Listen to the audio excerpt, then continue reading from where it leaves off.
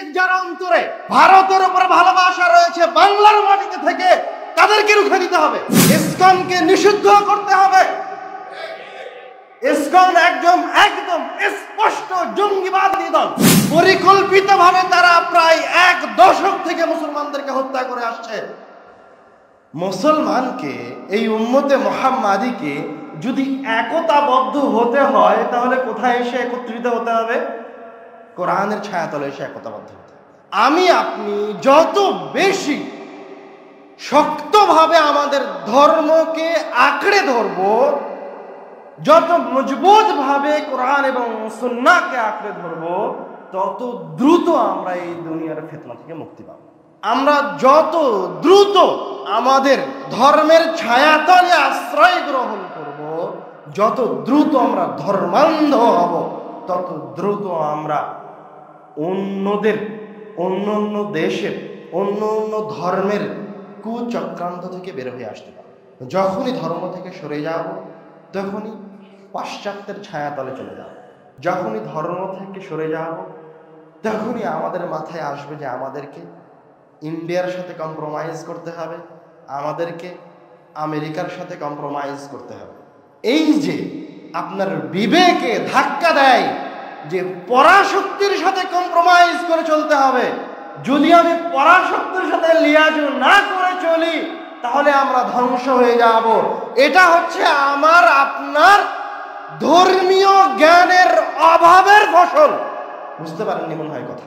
তার উজ্জ্বল দৃষ্টান্ত মুহাম্মদ সাল্লাল্লাহু আলাইহি ওয়াসাল্লাম, তার উজ্জ্বল দৃষ্টান্ত সাহাবায়ে কেরাম, তার উজ্জ্বল দৃষ্টান্ত তাবেঈ। তারা ছিল ধর্মান্ধ, তাদের সময়ে পরাশক্তি ছিল।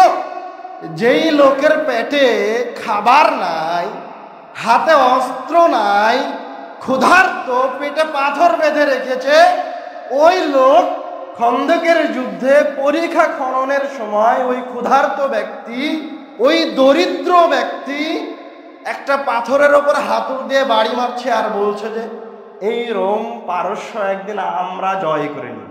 আমি আপনি যদি কল্পনা করি তাহলে এটা আমার আপনার কাছে কি হাস্যকর মনে হবে। এটা কি করে সম্ভব? যার হাতে অস্ত্রই নাই, যে 3 বেলার খাবার খেতে পায় না, সে নাকি রোম জয় করবে, সে নাকি পারস্য জয় করবে। আমার আপনার কাছে হাস্যকর বিষয়।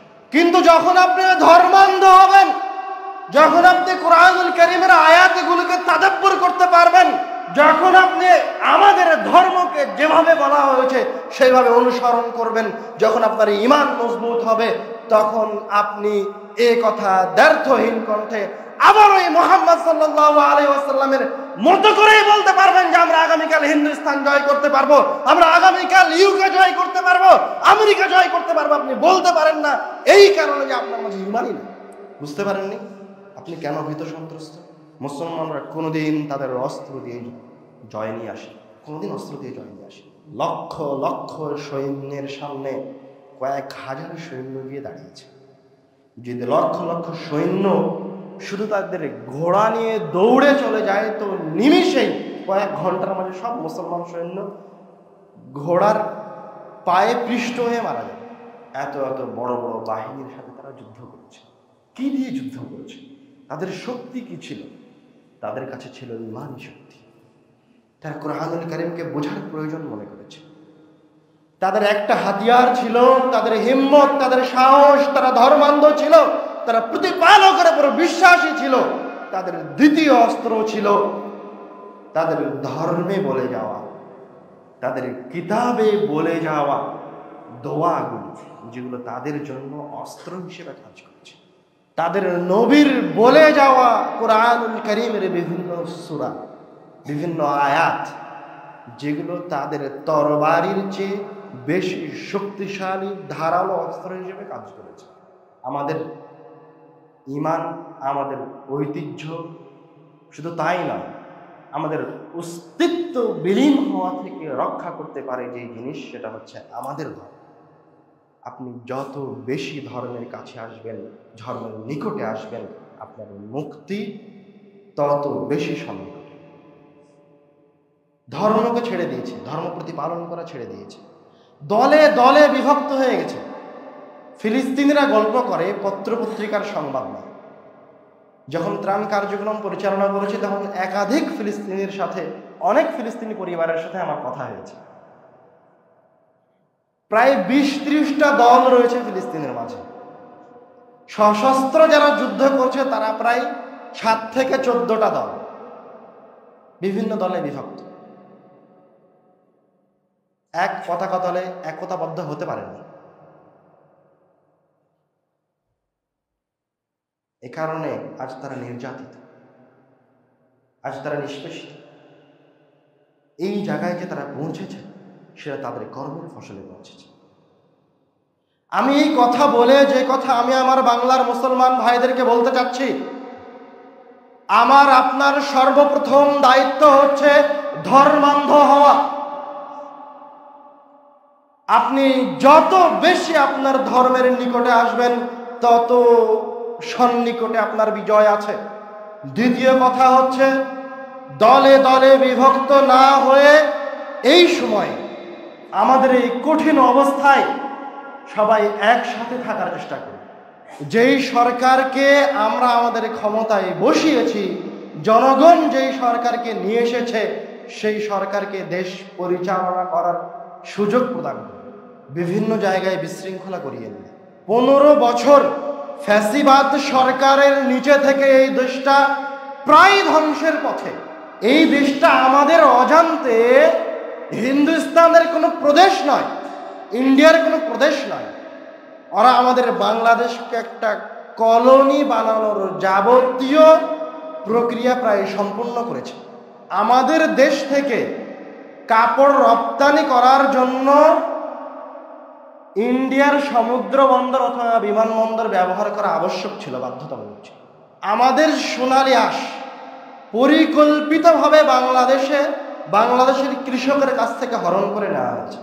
শুধু তাই না, বাংলাদেশে এত এত প্রেস থাকতে বাংলাদেশের সকল বই পুস্তকগুলি ইন্ডিয়ার প্রেসে ছাপানো হতো। চিন্তা করতে পারেন, বাংলাদেশের স্বতন্ত্র, বাংলাদেশকে নিজের পায়ে দাঁড় না করিয়ে ইন্ডিয়া থেকে বিদ্যুৎ নিয়ে আসা হচ্ছে। তো 15 বছরে এই দেশটা প্রায় শেষ পর্যায়ে। এই দেশটাকে আবার ঠিক করতে সময়ের প্রয়োজন আছে। এই দেশটাকে ঠিক করতে আরো একটা জিনিসের প্রয়োজন আছে, সেটা হচ্ছে এক তো আপনারা ফ্যাসিবাদকে এই দেশ থেকে ভাগিয়েছেন, নিষিদ্ধ করা হয়েছে, কিন্তু ফ্যাসিবাদের যে ছোট ভাই আজও রয়ে গেছে, যারা বাংলাদেশের ফ্যাসিবাদের রচনা করে যাওয়া সংবিধানকে নবায়ন করতে বাধা প্রদান করছে, এই ফ্যাসিবাদকেও রুখে দিতে হবে।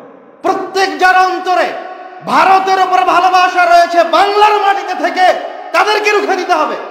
ইসকনকে নিষিদ্ধ করতে হবে।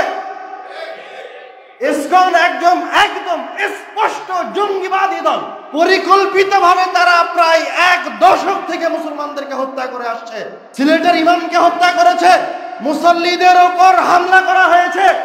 আমি আরো একটা কথা বলতে চাই, এমনকি ইসকন সনাতনী হিন্দুদের ধর্মের নাম নিলেও তারা প্রকৃত ধারার হিন্দু নয়। ওরা ইউরোপ থেকে এসেছে। আপনারা যে আবরার হত্যার কথা জানেন, সেই আবরার হত্যার সাথেও কারা জড়িত? ইসকন জড়িত।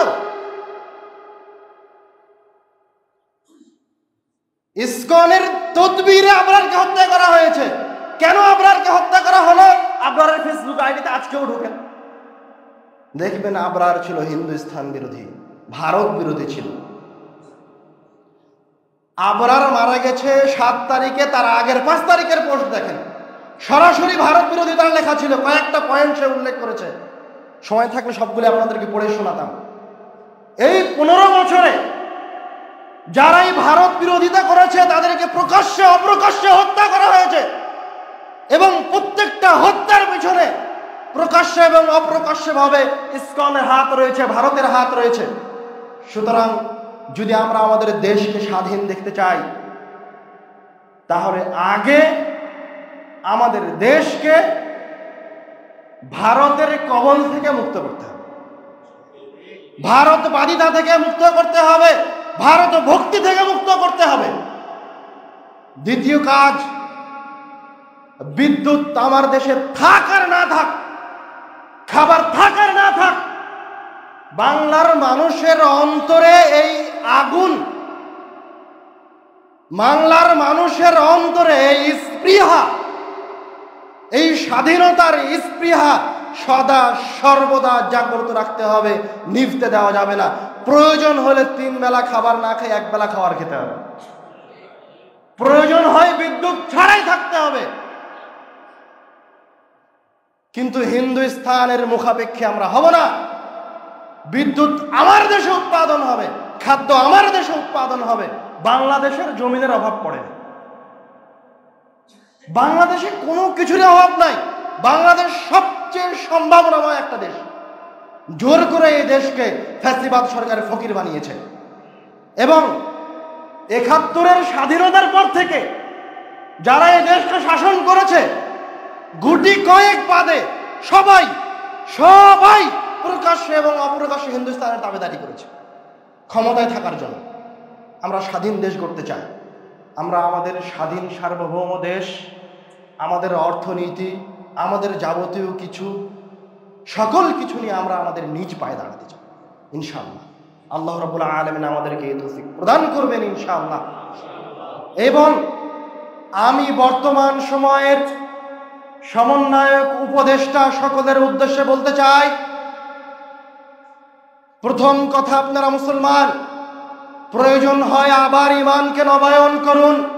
প্রত্যেক নেতার আদর্শ হচ্ছে ইন্নী লাকুম রাসূলুন আমিন। প্রত্যেক নেতার আদর্শ হচ্ছে ওই নেতাকে আমানতদার হতে হবে। প্রত্যেক নেতার, সফল নেতার আদর্শ হচ্ছে ওই নেতাকে ন্যায়পরায়ণ হতে হবে। আপনারা এই দেশের ক্ষমতায় এসেছেন এই দেশের জনগণের কাঁধের ওপর পা রেখে। আপনারা এই দেশের ক্ষমতা গ্রহণ করেছেন শত শত মুসলমানের রক্তের ওপর দিয়ে। সুতরাং এইরকম কোন সিদ্ধান্ত গ্রহণ করবেন না যেই জায়গায় মুসলমানের রক্তের সাথে গাদ্দারি হয়। এইরকম কোন উপদেষ্টা নিয়োগ দিবেন না যে তার স্ত্রীকে বিক্রি করে জীবিকা নির্বাহন করে। এই মুসলিম দেশে, এই মুসলিম কান্ট্রিতে আপনি একজন মুসলমান হয়ে কিভাবে এরকম প্রতিষ্ঠা নিয়োগ দেন? আপনি দরকার হলে, আপনার যদি ভয় বিরাজ করে আপনার অন্তরে, তাহলে এই বাংলাদেশে অনেক বড় বড় পণ্ডিত আছে, বড় বড় আলেম আছে, তাদের সান্নিধ্য গ্রহণ করুন। তাদের সাথে বসে আপনার অন্তরের সাহসকে বৃদ্ধি করুন, ঈমানকে নবায়ন করুন এবং এই দেশের জনগণের উদ্দেশ্যে বলেন, দ্ব্যর্থহীন কণ্ঠে প্রকাশ্যে বলেন, ইন্নী লাকুম রাসূলুন আমিন। আমি এই দেশবাসীর জন্য আমানতদার একজন উপদেষ্টা। তোমাদের সাথে খেয়ানত করব না। যতক্ষণ বাঁচব, যতক্ষণ শ্বাস নিব, ততক্ষণ ঈমানের উপরে, ইসলামের উপরে থাকবে। দেখেন আল্লাহ রাব্বুল আলামিন স্বয়ং নিজে আপনার সাহায্যে আসবে। কোন পরাশক্তি আপনার উপর দিয়ে, কোন পরাশক্তি, কোন ক্ষমতাশীল আপনার উপর জয় অর্জন করতে পারবে।